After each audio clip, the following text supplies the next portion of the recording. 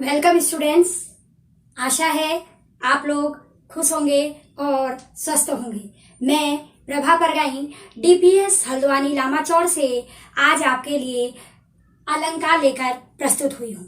तो बच्चों, आज का जो हमारा ये टॉपिक है अलंकार, कक्षा 9th में अलंकार मैं आपको पढ़ाऊंगी। तो बच्चों, इससे पहले मैंने आपको बहुत सारे व्याकरण के वीडियो पढ़ाए, उस पर मैंने बहुत सारी चीजें आपको, बहुत सारे टॉपिक पढ़ाए हैं, वाक्य पढ़ाए, उपसर्ग, प्रत्यय। तो आशा है आप लोगों को समझ में आया होगा।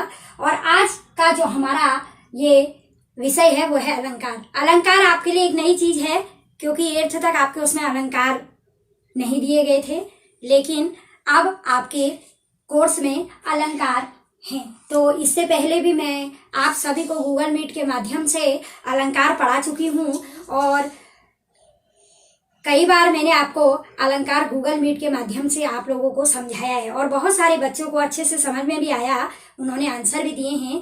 तो ऐसे ही आप मेरे इस वीडियो को ध्यान से देखेंगे, आसानी से आपको समझ में आएगा। तो बच्चों, अलंकार, सबसे पहले हम अलंकार शब्द की बात करेंगे। अलंकार क्या है, यानी कि किसी भी चीज को समझने से पहले हम जिस चीज को पढ़ रहे हैं उसका अर्थ हमको समझ में आना चाहिए कि वो चीज क्या है। अलंकार का जो शाब्दिक अर्थ होता है बच्चों, वो होता है आभूषण या गहना। आभूषण या गहना यानी कि स्त्री या पुरुष अपने सौंदर्य को बढ़ाने के लिए जिन आभूषणों का प्रयोग करते हैं उन्हें गहना या आभूषण कहते हैं। यानी कि आभूषणों के माध्यम से ही व्यक्ति अपने आप को सुंदर बनाता है। आभूषणों की जरूरत पड़ती है जब व्यक्ति अपने आप को सुंदर दिखाना चाहता है, तो वहां पर हम आभूषणों का प्रयोग करते हैं। इसी प्रकार अलंकार जो है, अलंकार का शाब्दिक अर्थ होता है गहना या आभूषण। अब भाषा में हम इस अलंकार का कैसे प्रयोग करते हैं वो हमने यहाँ पर सीखना है। अब इस भाषा में हम इसका अर्थ आभूषण या गहना नहीं कहेंगे, यानी कि अलंकार को हम भाषा में प्रयोग करके कैसे अपनी भाषा को सुंदर बनाते हैं, वही अलंकार में हम सीखेंगे। जिस तरह हम आभूषण और गहनों का प्रयोग अपनी शरीर की सौंदर्य को बढ़ाने के लिए करते हैं, उसी प्रकार अलंकार का प्रयोग हम अपने भाषा में सौंदर्य उत्पन्न करने के लिए करते हैं, यानी कि अपनी भाषा को और अच्छा बनाने के लिए करते हैं। तो जो अलंकार की जो परिभाषा है वो सबसे पहले आप देखेंगे, शब्द और अर्थ में सौंदर्य उत्पन्न करने वाली वर्णन शैली को काव्य में अलंकार कहते हैं। यानी कि शब्दों के माध्यम से और अर्थ के माध्यम से हम किस प्रकार अपनी भाषा को और अधिक सुंदर बना सकते हैं, किन किन तत्वों का हम उसमें प्रयोग कर सकते हैं, वही अलंकार कहलाता है। यानी कि जब हम कोई कविता लिख रहे हैं, अगर हम अपने मन की कोई स्वरचित कविता लिख रहे हैं, तो ये हम उसमें किस तरह से अर्थ और शब्दों का सुंदर प्रयोग करके उस कविता को और अधिक सुंदर बना सकते हैं, वही अलंकार कहलाता है। यानी कि आप उस कविता को सुंदर बनाने के लिए उसमें किन किन चीजों का प्रयोग कर रहे हैं, किन किन तत्वों का प्रयोग कर रहे हैं, वही यहाँ पर अलंकार कहलाता है। तो बच्चों, अलंकार का अर्थ होता है शब्द और अर्थ में सौंदर्य उत्पन्न करने वाले जो तत्व होते हैं, उन्हीं को हम अलंकार कहते हैं। तो अलंकार के भेद। अब अगला आपका जो टॉपिक आएगा वो आएगा अलंकार के भेद। आपके एग्जाम में अलंकार के भेद, यानी कि आपको उदाहरण दिए रहते हैं और आपको अलंकार छांटने होते हैं। तो बहुत इजी तरीके से मैं आपको बताऊंगी, आप ध्यान से इसको देखेंगे।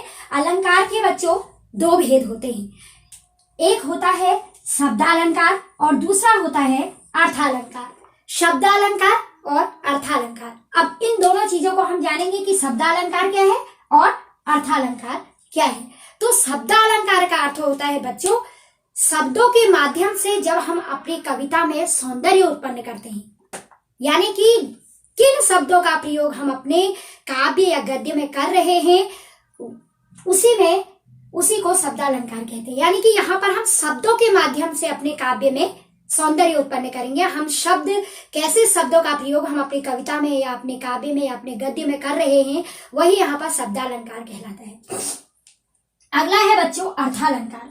अर्थालंकार का अर्थ होता है कि अर्थ के आधार पर हम अपने काव्य में कैसे सौंदर्य उत्पन्न कर रहे हैं। शब्द और अर्थ, यानी कि जो शब्द और अर्थ में जो तत्व होते हैं, जो मैंने आपसे कहा कि तत्वों की सौंदर्य बढ़ाने वाले, वो तत्व यही है। पहला है शब्द और दूसरा है अर्थ।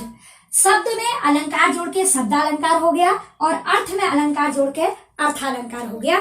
तो इस तरह हम अलंकार में दो माध्यमों से सौंदर्य उत्पन्न कर सकते हैं, शब्दालंकार और अर्थालंकार। यानी कि शब्दों के माध्यम से काव्य में हम सौंदर्य उत्पन्न कर सकते हैं और दूसरा अर्थ के आधार पर हम सौंदर्य उत्पन्न कर सकते हैं। अब मैं आपको बताऊंगी शब्दालंकार के भेद।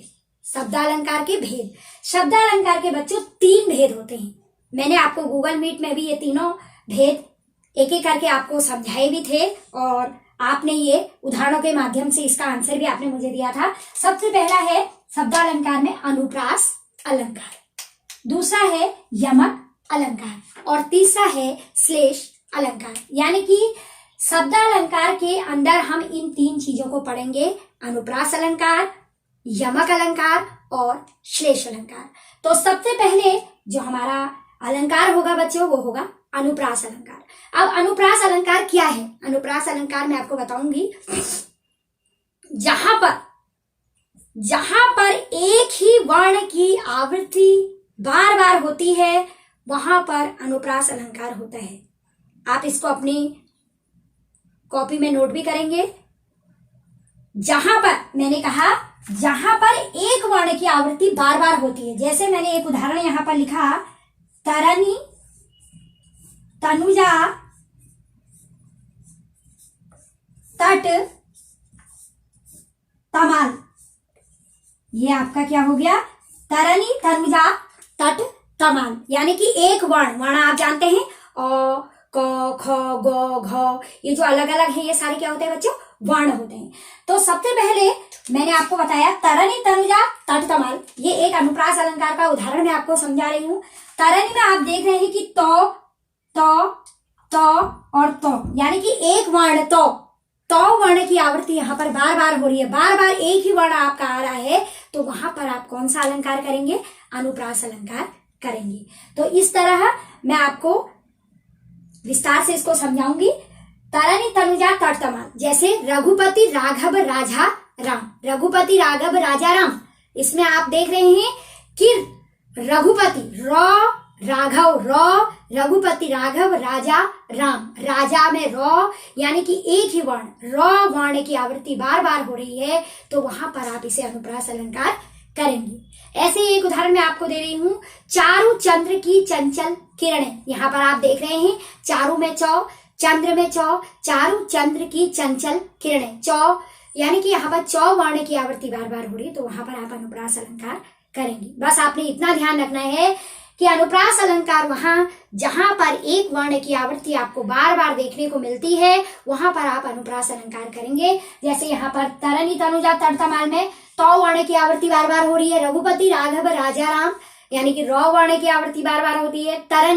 चारु चंद्र की चंचल किरणें, चौ वर्ण की आवृत्ति बार बार हो रही। तो इसी तरह आपको बहुत सारे उदाहरण अपनी बुक में मिलेंगे, आपकी लिटरेचर की बुक में भी मिलेंगे, ग्रामर की बुक में भी मिलेंगे। तो आप इसको उदाहरणों के माध्यम से 10 सेंटेंस यानी कि 10 उदाहरण आप अनुप्रास अलंकार के करेंगे। ठीक है। अगला है बच्चों यमक अलंकार। यमक अलंकार मैंने आपको बताया, यमक अलंकार में होता है कि यहां पर एक शब्द की आवृत्ति बार बार होती है और उसका अर्थ अलग अलग होता है। शब्द एक होता है, एक शब्द होता है, सेम वही शब्द 2 बार या 3 बार आपको वहां पर दिया रहेगा, लेकिन हर बार उसका अर्थ क्या होगा बच्चों? अलग अलग होगा। जैसे मैंने कहा, एक उदाहरण मैं आपको दे रही हूं, कनक, कनकते, सैगुने, माधकता लिखा है। यानी कि यहाँ पर एक कनक, 2 बार कनक आया है। एक कनक का अर्थ धातु होता है और एक कनक का अर्थ सोना होता है। मैं आपको पहले भी बता चुकी हूँ, गूगल मीट के माध्यम से मैंने आपको यमक अलंकार और श्लेष अलंकार दोनों पढ़ाए हैं। तो यमक अलंकार मैंने कहा कि जहां पर एक शब्द की आवृत्ति बार बार होती है लेकिन उसका अर्थ क्या होता है?